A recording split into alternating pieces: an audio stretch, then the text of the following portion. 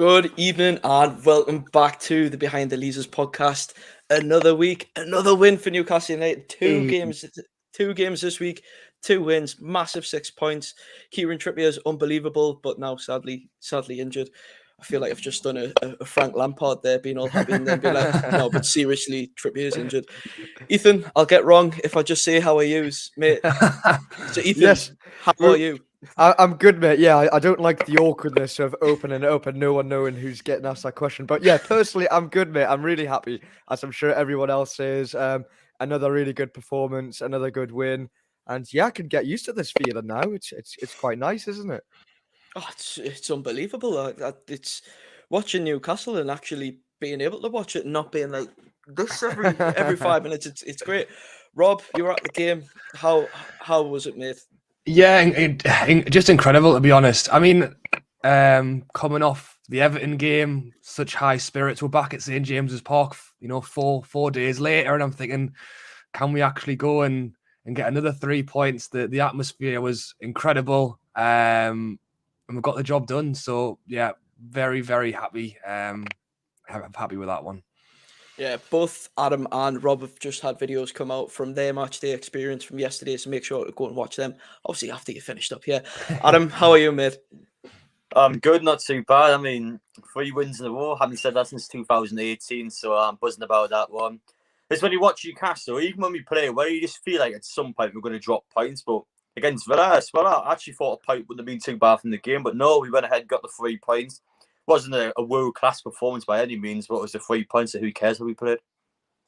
Ethan, we'll start from the start. It's always the best place to start. Team sheet came out. How did you think of the team sheet? Obviously, a couple of changes in there. Yeah, well, it was notable. Lascelles wasn't in there. That was a bit of a surprise. I didn't realise that he was injured, but seeing Dan Burns' name was exciting. Obviously, the other notable news was that Trippier was fit to play when there was a doubt over him, and still no start for Bruno Guimaraes. But you know what? I really backed that decision from Eddie Howe, because the midfield three of Joelinton, Shelvey, and Willock against Everton was undroppable. They were all three brilliant working together, and I like that.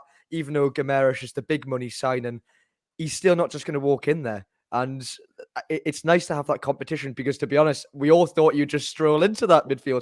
But now it looks like they're all motivated. Players like Joe Willock, I'm sure we'll talk about, even more motivated now to try and keep his position. I see what you're doing there, Adam. A couple of surprises on the Villa side as well. Coutinho and Buendia all thought they were going to be injured for this game, but played. Didn't really make much nuisance, did they?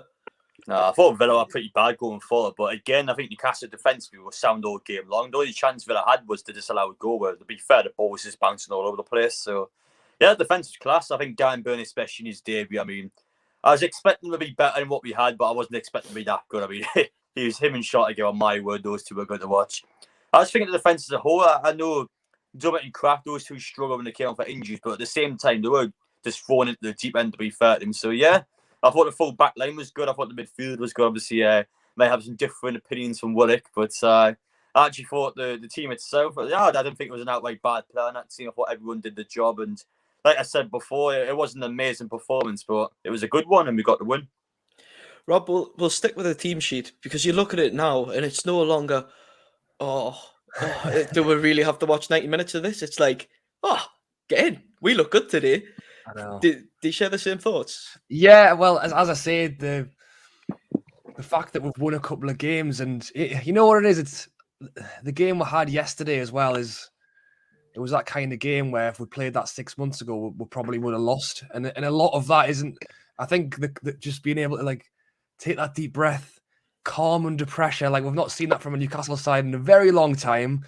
And I think a lot of what comes with that is the players that are out there. Someone like Trippier is making such a huge difference, and seeing his name on that team sheet when it was going to be a late fitness test, we're all a little bit worried. Seeing him, I took the deep breath. I was like, thank you. I was like, having him in the side just gives you that sigh of relief of, actually, you know what, we're doing okay. And to mention some of those players, like players like Fraser, who really for the last couple of years have not done a lot to note, to be honest. And then all of a sudden, we'll win a few games, the confidence is high, and now I'm thinking we can't drop him, because he's been playing great. Poor old Ryan Fraser. The team comes out the tunnel. I'm pretty convinced Ryan Fraser's lost a bet, or someone stitched him up and telling him where he's lining up in the tunnel, because he's came out and Dan Burns just stood next to him, and it's just, Ethan, it's amazing, isn't it? Yeah, it's a great picture, isn't it? It's like me and you. Yeah. Oh, yeah. Absolutely. We're not the tallest ever, but yeah, is it the tallest outfielder in the league and the smallest one? And they put them right next to each other. It's a photo opportunity, surely. I'm going to give you my Christmas cracker fact that Ryan Fraser is the smallest Premier League player to ever be sent off. And it up with, that record was, I say this every time, I've got to follow it up. Second time that record was broke last season. First, it was Tariq Lamptey at Brighton. He got sent off, and then it was Ryan Fraser when we all weren't big fans of Ryan Fraser after that Sheffield United game. That's a great start, yeah. Not to pat the poor bloke, but I don't know if you've seen it. I tweeted out when they celebrate Kieran Trippier's free kick, and Ryan Fraser's jumped on the back of one of the lads, and it's got to be photoshopped. It's got to be. It just doesn't look right at all. But Adam, let's talk about that Trippier free kick. The incident leading up to it. Willock's gone over just outside of the box. We're all must have been looking at it going, it's got to be a pen, and then look, Willock's foot just outside the box, and I was a bit surprised. I don't think the Villa player who fouled, I don't think he got booked for it. I was quite surprised by that. I think it was a blatant, it was just clumsy, and it was a blatant foul to try and break up the attack. And I don't know about you, Adam, but of course there's the instant goodness that you haven't got a penalty, but then you see Kieran Trippier stand over a free kick outside the box. Were you thinking all day this was going in when Trippier was standing over it? I was confident he's going to put it on target. I wasn't too sure of an actual goal, but obviously you could see the pen before it was getting taken. You could see that Chris Wood was stepping up and taking it. I don't know, he was a bit off in the game really, so I don't know if he actually would have scored the pen. Again, Martinez is actually a really good goalkeeper when it comes to stopping pens as well, so again, who knows, he might have missed the penalty, but free kick 20 yards out, Kieran Trippier's going to do something with it, and yes, it takes a massive deflection, but I couldn't care less, to be honest. Kieran Trippier stuck it in there. And it was deserved from the first start. And Joe worked really well to actually win the free kick in the first place. It was lucky not to be a pen, to be fair. But overall, yeah, that was a huge way to start the game. And obviously, because of the injuries, I had to defend the second half. And thankfully, that was all it took.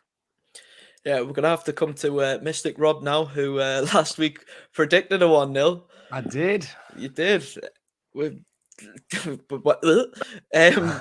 just went the way you thought it was going to go. We played brilliantly, I have to say. Again, I think it was 9s and 10s all over for me. And I don't even think that's me being biased. Rob, do you think when we went 1-0, were you confident we would be able to see it out? The reason I went 1-0 was because, again, I think we played fantastically well against Everton and put the ball in there a few times. But at the same time, Everton weren't on the game, and as good as we were, they weren't great. And I knew we would definitely have a tougher game against Aston Villa. Again, I'm looking out to see whether Trippier's playing. I'm also looking out to see whether Coutinho's going to play, if Buendia's going to play, because and when I saw their team sheet, I was like, they're on. And in fairness, we handled them all game. I mean, the shots wise was pretty even either way, and I think they only had maybe 1 or 2 actual shots on target. I mean, we were pretty similar, to be fair, but that's what you get from a tight game. In terms of the way the game went, I thought they started better. I thought coming into the end of the first half, we looked really good. I didn't want half time after we scored the goal. We looked like we could have got a second. Coming out into the second half, they started way better than we did.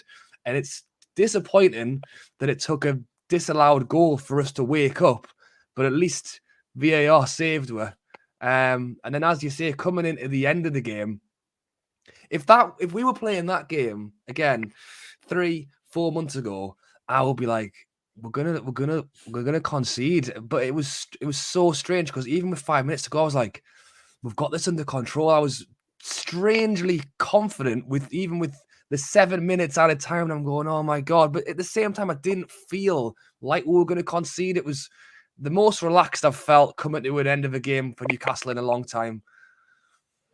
Ethan, let's talk Joe Willock, because personally he's been fantastic, hasn't he?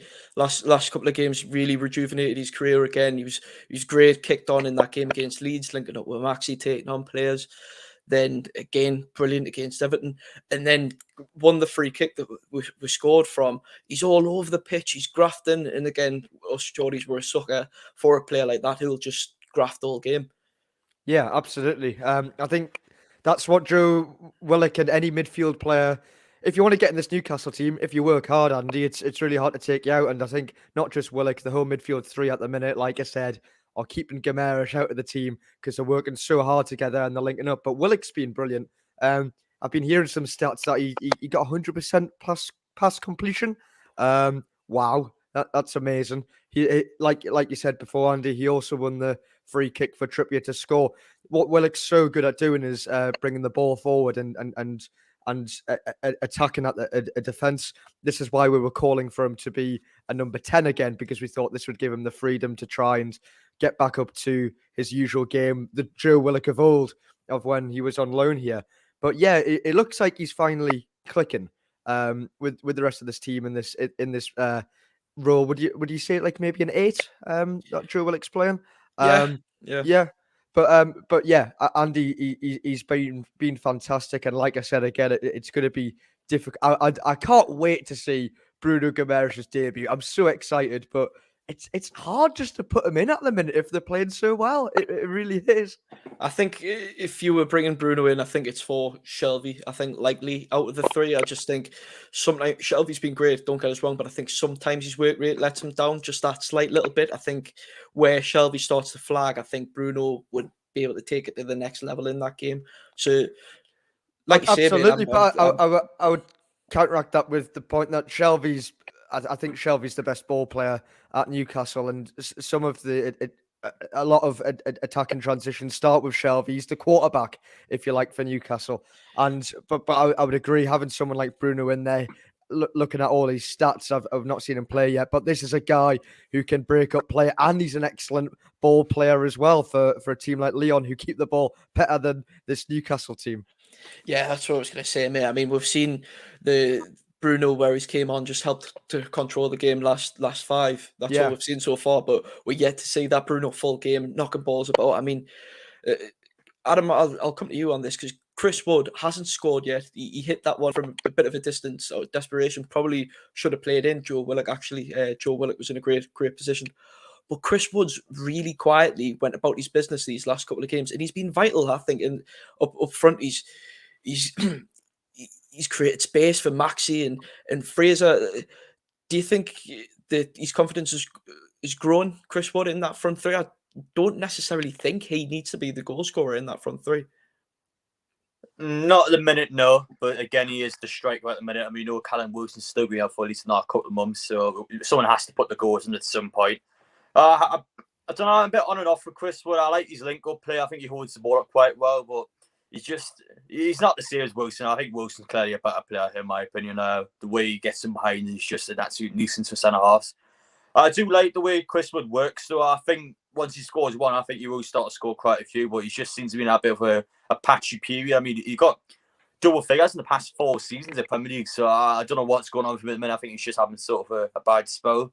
But he is a good football player. I just feel like he needs to get a goal at some point, because again, we know, like I said before, Wilson's going to be up quite a while, and someone's got to score in these big matches. And Sir Maxman, yes, he can do it. Jordan, I mean, he's only scored once this season, but he looks like to create chances, and it's a matter of time, really. I think now West Ham next week, I think it's a good time to actually play them, because they're not the best of form. At the same time, you don't expect us to get anything down at West Ham anyway, so I think it's a good chance of the players to kind of have a sort of a game where they don't have to take too much pressure on. I think it's a good opportunity for them to go down and just try and prove themselves.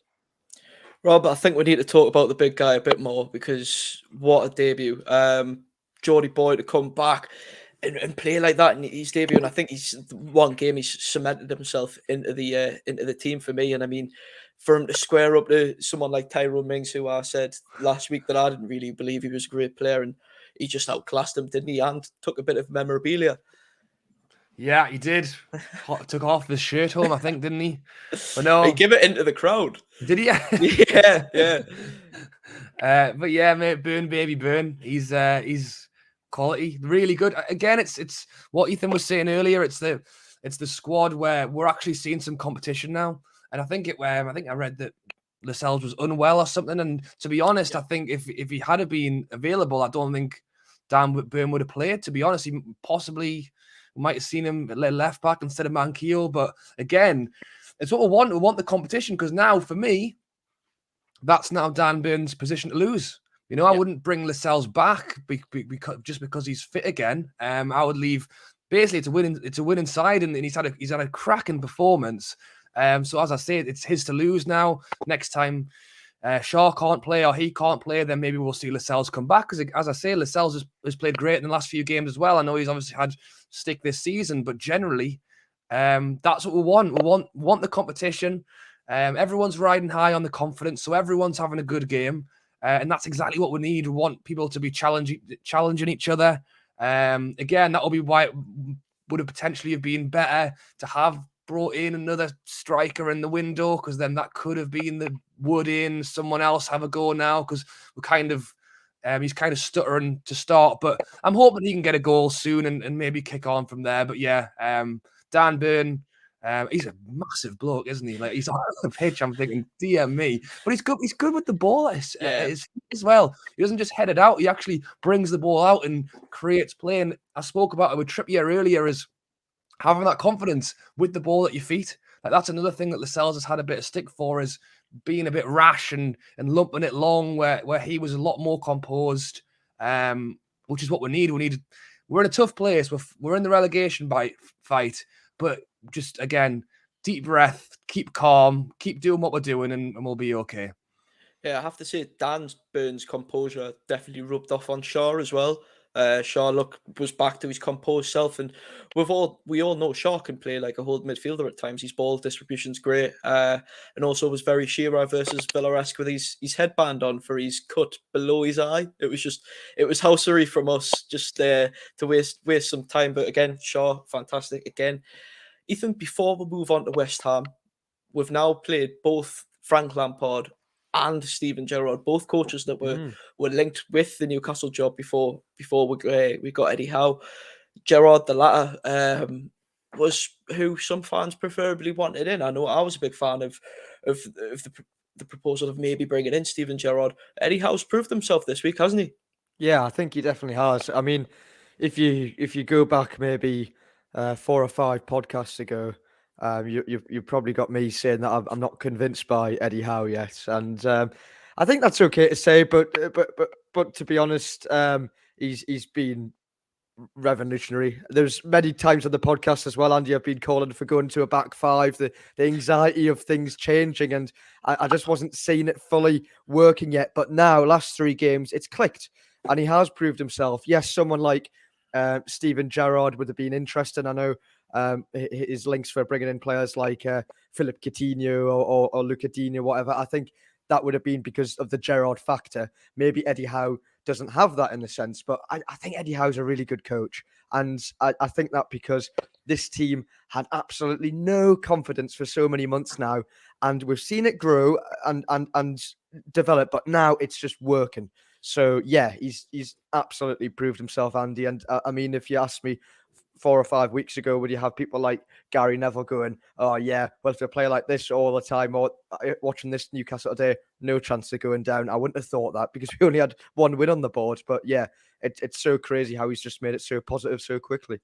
Yeah, Gary Neville was very complimentary of Newcastle yesterday. I think he said that it's not somewhere he's enjoyed coming the last 10 years of while working with Sky, but he's saying that's the Newcastle of old. I mean, it's great to see that. Like, everyone wants to see St James's how it is. It's again biased, but I think it's fact that St James's is the best ground in the Premier League for atmosphere and everything at the minute. It's unbeatable, and the fantastic work the War Flags are doing. I mean, the Leazes end looks unbelievable. The surfers they had going around the Gallagher yesterday, it's just fantastic now. And I mean, it's almost it's a shame we're playing away, because I just want to see what War Flags are doing next.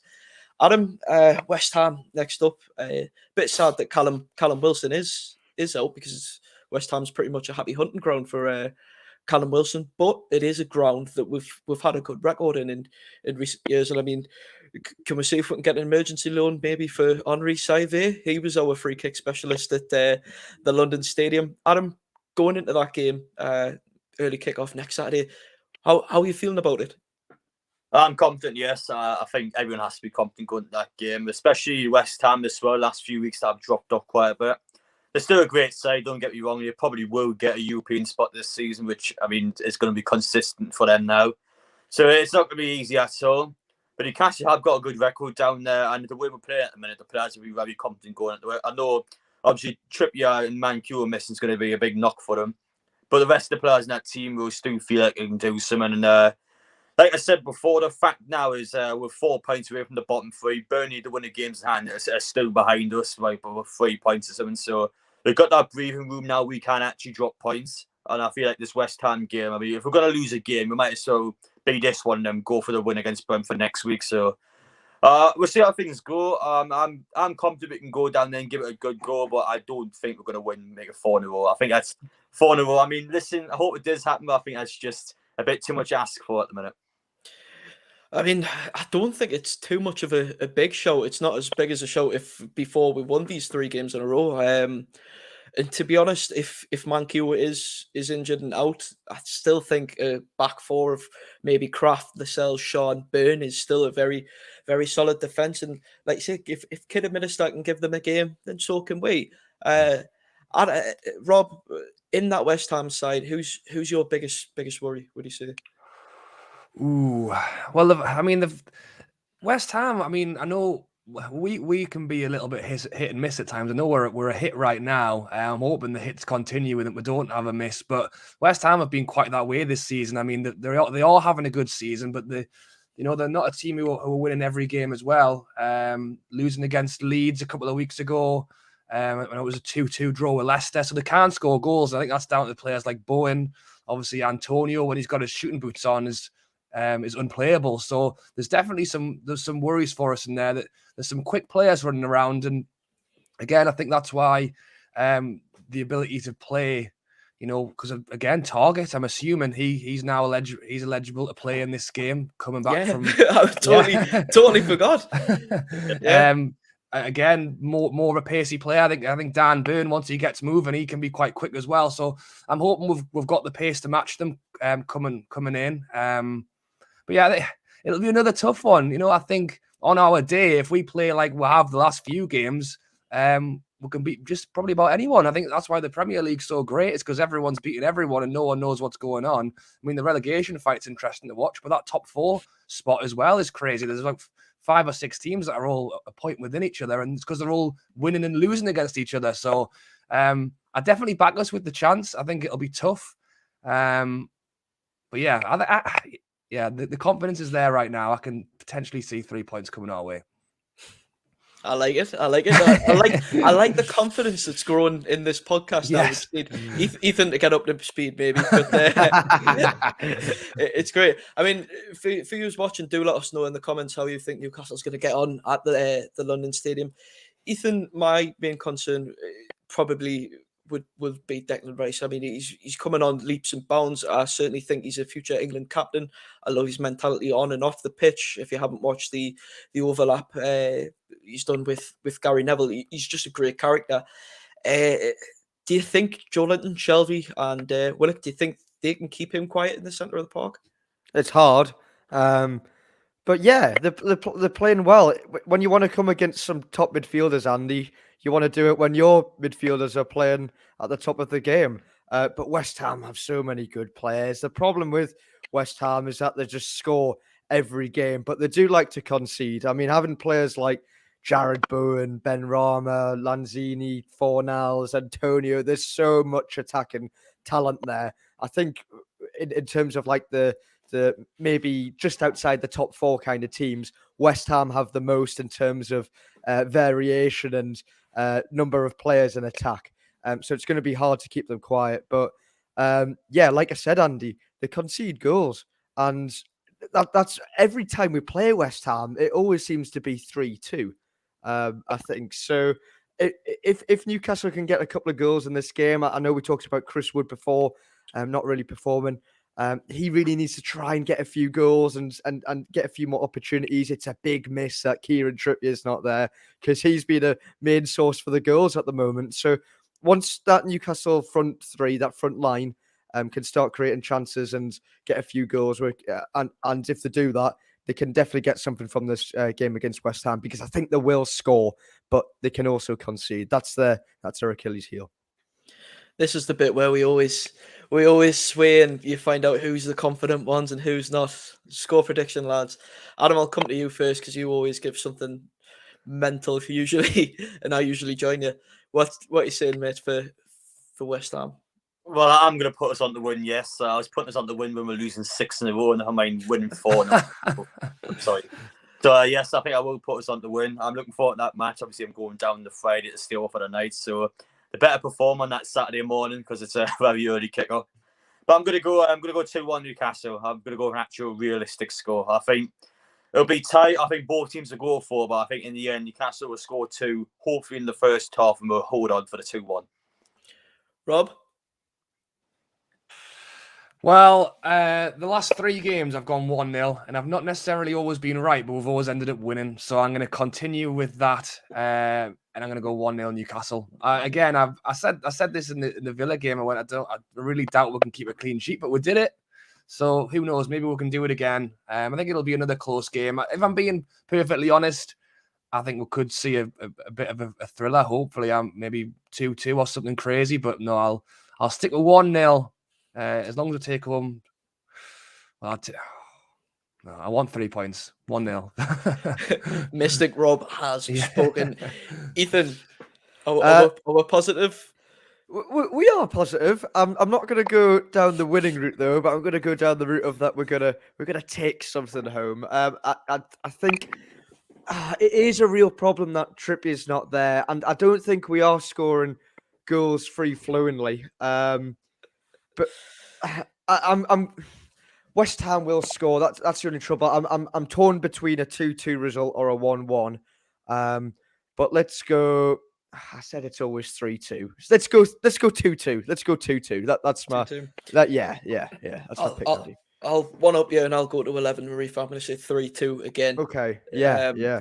Henri Saivet off the bench free kick. I'm going to be annoyed now if it's 3-2 because I've said it always is, and I know you've took my answer and you'll get all the glory for it. So, yeah. Sorry, I've just ended up in the complete darkness there. All the spotlights have gone out in my room. 2 of the bulbs have went out, and hopefully that's not a metaphor, Andy, for the game coming up. Dark things are going to come. Sorry, I'm getting all Halloweeny there when actually it's Valentine's Day, or should I say Valentine Day? Sorry, I really tried hard not to cringe at myself there, but I have. So we're going to talk our perfect partnerships in Newcastle. So we're talking about centre back parents. We're talking midfield parents in the centre of the park, and we're talking forwards. Ethan, I'll come to you first. Who would be your dream centre back parents from former players at Newcastle? Well, former and current Newcastle players. I've got to admit, Andy, you did tell me to think about this before the podcast, but I've given it absolutely no thought. Always prepared. Yeah, Brilliant. yeah. Sorry, Andy. Oh my goodness, I'm gonna have to think of something really quickly. Well, the best centre half I've ever watched at Newcastle, Andy, is Colaccini. I think I've never seen someone read the game so well. And oh my goodness, who am I going to put alongside him? And they've never had to have played together before. Yeah. Is that well, you can. Well, just your perfect centre back parent. Oh my goodness, I'm going to say Andy. I like that Dan Burn fella. He looks really good. We'll put him on the left side and we'll put Colaccini on the right. Forgive me for the lack of preparation for that answer. Adam, for you, mate, who's your dream centre-back pairing? Go David Ginola, go Bruno. I think I'm going to go for those 2. That'll be a really interesting pairing. What, centre-backs? Centre-backs, I'll go Jonathan Woodgate and Dan Burn. Ooh, Woodgate famously that stint at Real Madrid didn't go too well, didn't go to plan. Rob, for you, mate, who's yours? Yeah, I mean, I'll be honest. I don't think we've been overly blessed with centre backs, to be honest. I think there's probably a lot. I can probably think of a lot more duds than I can think of quality centre backs. I think for like without going back too far, I think Colaccini is probably the standout. So I'm actually going to take a mix of used to. And I was thinking about this already. I've not just nicked your answers. I was going to say Woodgate as well. Just again, I think Colaccini can be the hard man to no nonsense, and Woodgate can bring it out from the back. It was always a massive shame that he never got more game time and obviously had the injury issues. But c'est la vie. I'm amazed, bamboozled, and baffled that no one has said Philippe Albert. Oh, Yeah, true. I did think of him, to be fair. I did my homework. I went with Colaccini and Philippe Albert would be my two. Ethan, we'll move on. Oh my goodness! Are you doing centre midfield parents now? Yes. Oh, go to me last then, so I can listen to everyone else's. Adam or Rob, who's more prepared? Who can give us a centre mid? I spoiled mine before, didn't I? So I'm gonna go with Gino and Bruno. He hasn't even played properly yet. That's how confident Adam is. In 10 minutes. He's played no more than 10 minutes.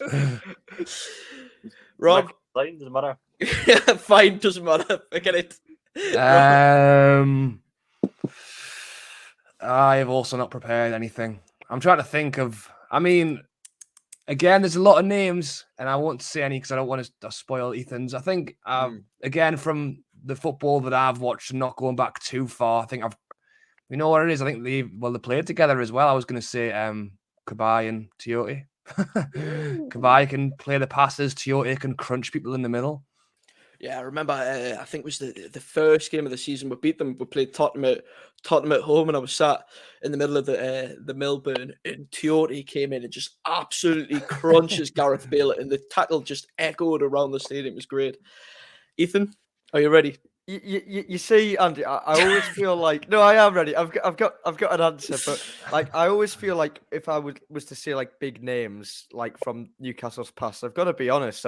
I'm 22 and I never watched any of the glory days, but I think the first time I went to a Newcastle match would have been in 2010. So I'm going to go off the players I've watched and that I've loved. Cabaye is my favourite player that I've ever watched put a Newcastle shirt on. Just a genius in terms of his passing ability. And I love Kevin Nolan. Let's put him alongside him. Yeah. Yeah, I was going to give an honourable mention to Kevin Nolan. I was going to say Cabaye and Gary Speed. I was at the PSV home game in the UEFA Cup, as it was. Shearer and Gary Speed both scored headers, I believe. And I also bit embarrassed to say this, but I think I'd have been 7 maybe at this game. It was one of my first games. I cried when the PSV player dived to win a penalty, which they scored from, which my dad quite remembers us of quite often. Right, forwards. Ethan, am I starting with you or am I coming to you? It's truly like, is it not Rob's turn to start? Is it not your turn to start? You just keep throwing it at everyone else. Yeah, you throw it at everyone else. I think a forward partner of Shearer, obviously, because who else? Yeah. And Obafemi Martins would have worked well. Right. You've got Shearer, who's big, physical. Oba's dead quick. Again, Demba was class. Like 11-12 season, Demba Ba was quality. For all Pape Cisse was in that half season, Demba was just magic. Adam, I'll come to you next, mate. Well, I'm going to go for Demba's deadly duo. I'm going to go for Pape Cisse, prime Pape Cisse and Alan Shearer, I think those two will just score some ridiculous goals, and I just feel like that would have been like heavens to me watching that. Rob? Well, again, I think you can't not say Shearer, so I'll go ahead and say him as well. And then trying to think of someone different now, because I think Demba Ba and Cisse were definitely up there. It's all the same team, isn't it? The team that finished 5th with Tiote and Cabaye and those guys.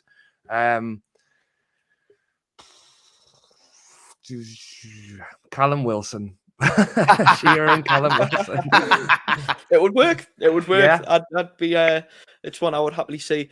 Before we wrap up, we have had a what? We haven't even asked for mine. I don't bother with you anymore. Go on then. Shearer and who? I feel it's really boring saying Shearer.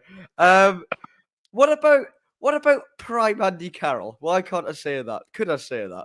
because he was amazing for like. Because he naffed off the Liverpool and then months. dived. Yeah, he When did. he came back. I love Demba Ba, Andy, but yeah, I guess it's going to have to be Alan Shearer and someone. So I'll say Shearer and Ba, and you can move on to the next bit. Again, probably this is our youth that's made us ignore this, but we've had a comment come in from Jamie. He said Shearer and Andy Cole. What a top two that would have been, especially in the prime. Jamie's also commented just quickly before we round up. Shaw can do a job at right back, target left back, Burner and Lascelles in the middle. Kraft is a no from me. Yeah, seen quite a few people on Twitter yesterday went into meltdown when that Watkins ruled out goal went in because obviously Kraft was the man and mentioned that. It was harsh, that Andy. It was. I don't know why people were blaming him because because he had to go to the ball to stop the cross. Yeah. And then it obviously went to the middle, and was it like Buendia or someone touched it on? And like in that moment, Kraft had to come across to close the ball down, and then it just paused it on the VAR screen. So it's like, why is Kraft that deep? But I thought it was ridiculously harsh that everyone was having a go at Kraft for that. And in the end, you know what? He played him offside. So I think people need to leave off him a bit. Yeah, it was quite. The karma was like poetry, wasn't it? I mean, Villa are a side that have been served up quite a few dishes of karma at St James's over the years. Last time in the Championship, when they decided to sign everyone's favourite midfielder, Henri Lansbury, after his antics, playing at Forest, comes and scores that own goal on the front post. And I just remember our Twitter admin absolutely rinsed him. It was great. Just zooming in on Henri Lansbury on that front post, on the front post, fantastic stuff. Adam Shaw at right back. Do you think he could do a job there? Would you be happy to see him play there? For one, I would probably prefer Kraft, to be honest, because it's his natural position. Yeah, I agree. I mean, I've never seen Shaw play right back before, so I don't know how you would be. I know he's obviously plays well in the free back, but God knows what he'd be like on the side. To be fair, Kraft, when he came on, I didn't think he was amazing, but again, he was like kind of just dumped in the deep end, to be fair, and he tried his best. I think the Villa goal was harsh. I don't think it was clear and obvious, to be honest. But at the same time, when we're going down to Villa Park at the start of the season, where you were stitched up by VAR all match long, so like you said, I think it is karma. And it's just how the cookie crumbles. I think Kraft against West Ham will make a break. I think he has been better this season, but I still don't think he's good enough, really. I mean, Kieran Trippier is just 10 times the player Kraft is his best way of putting it. There's no one at the club that can really replace him, so I think whoever goes there is going to be screwed, to be honest. I'll be hoping that Mankiw is fit, because I think I'm not saying he can match Trippier, but he's certainly the better stand-in, and he's great cover, to be honest. Especially he's great with them one-touch crosses. But we'll leave it there for this week. We're ending in smiling faces again. Hopefully we'll be back next week smiling. So yeah, we'll be putting out when we're live. We'll love people commenting, getting involved with the pod, and we'll see you again next week, lads. Thanks again for joining us tonight, and we'll see you later. Bye.